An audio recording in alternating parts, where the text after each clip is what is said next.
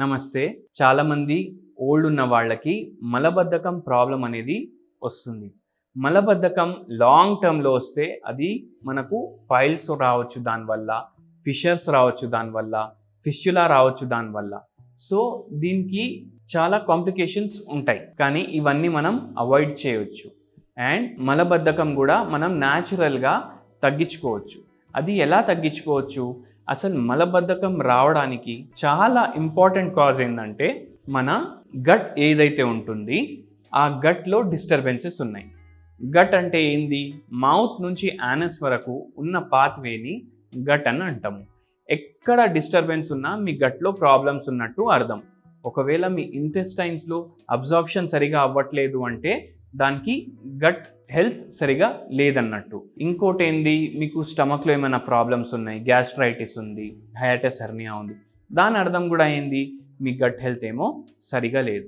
So ఈ మలబద్ధకాన్ని డైరెక్ట్గా గట్ హెల్త్ ఎలా ఇన్ఫ్లుయెన్స్ చేస్తుంది చూడండి. ఎప్పుడైతే మనిషికి కాన్స్టిపేషన్ అవుతుంది దాని అర్థం ఏంటంటే గుడ్ బ్యాక్టీరియా ఏదైతే బాడీలో ఉంటాయి అవి తగ్గిపోయినాయి, బ్యాడ్ బ్యాక్టీరియా ఏదైతే బాడీలో ఉన్నాయి అవి పెరిగిపోయినాయి. ఇప్పుడు ఈ గుడ్ బ్యాక్టీరియా అంటే ఏంది? మనం పెరుగు అనేది తీసుకుంటాం. సో పెరుగుని ఒక ప్రోబయోటిక్ అని అంటాము. ప్రోబయోటిక్ అంటే ఏంది?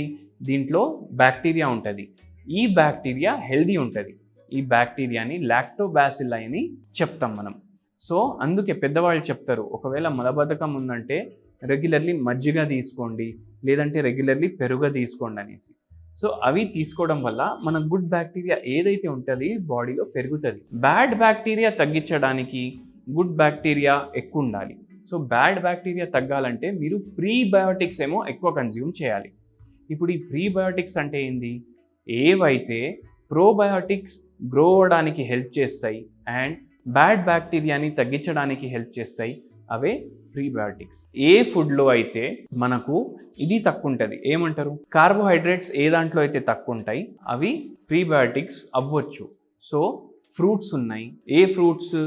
యాపిల్, లేదంటే మీరు కొన్ని ఇవి కూడా వాడచ్చు, వెజిటేబుల్స్ ఉంటాయి, కుకుంబర్ అండ్ ఖీరా, బీట్రూట్, ఆనియన్. ఇవి రా ఫామ్లో కన్జ్యూమ్ చేయండి. ఇవి కన్జ్యూమ్ చేయడం వల్ల మీ ప్రీబయోటిక్స్ ఇవి గుడ్ బ్యాక్టీరియా ఏమో గ్రో మంచిగా అవ్వచ్చు, ఎందుకంటే దీంట్లో షుగర్స్ అనేటివి తక్కువ ఉంటాయి. And high sugar foods, non veg కానీ ఆల్కహాల్ కానీ ఇవన్నీ ఏం చేస్తాయి, మీ బాడీలో బ్యాడ్ బ్యాక్టీరియా పెంచేస్తాయి. సో ఇలా చేయడం వల్ల మీ గట్ హెల్త్ ఏమో ఇంప్రూవ్ అవుతుంది. మన ఇంటెస్టైన్స్ ఎట్లా అయితే మూమెంట్స్ చేస్తాయి అవి కరెక్ట్ ఉండాలంటే గట్ హెల్త్ ఏమో చాలా ఇంపార్టెంట్. సో అది మీరు మార్చుకోండి. డైలీ ఫుడ్ ముందు మీరు మంచిగా కన్జ్యూమ్ చేయాల్సింది prebiotics and end of the meal మీరు ప్రోబయోటిక్స్ కన్జ్యూమ్ చేయండి. అంటే మజ్జిగ అన్నం కానీ పెరుగన్నం కానీ మీల్ ఎండింగ్లో కొద్దిగా తీసుకోండి. ఇది తీసుకోవడం వల్ల గట్ హెల్త్ ఇంప్రూవ్ అవుతుంది, కాన్స్టిపేషన్ ఏమో తగ్గుతుంది. ప్లస్ మలబద్ధకంతో బాధపడే వాళ్ళు, ఫిషర్స్, పైల్స్ అండ్ ఫిస్చులా, ఇవి శాశ్వత పరిష్కారం ఉంటుంది హోమియోపతిలో. దాని గురించి మీరు నాకు కన్సల్ట్ చేయొచ్చు. Thank you.